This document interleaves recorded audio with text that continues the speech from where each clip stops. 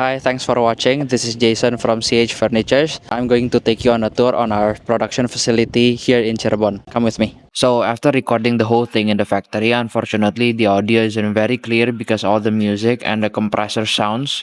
So I'm doing a voiceover to explain our facility. So first off, this is our bleaching pool where we bleach rattan or wood using different agents depending on the buyer's request. We mostly use hydrogen peroxide, sodium hypochlorite, water-based agents, and etc. The goal of the bleaching process is to prime the material so they have a more uniform color, giving us a better canvas to apply finishings requested by the buyers. This process also aesthetically helps remove most of the natural blemishes.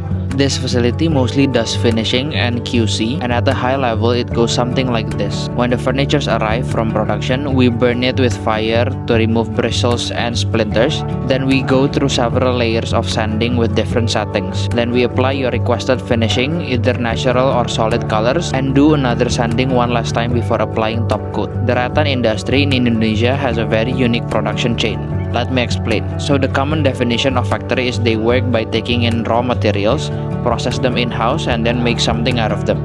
98% of the world's rattan supply is from Indonesia, and the industry here works by partnering up with micro household suppliers. Even a factory that ships out 200 containers a month also does the same exact blueprint. As a factory, we purchase raw materials from certified suppliers around the area. They usually get their supplies from government rainforest in Borneo or Sulawesi depending on the species.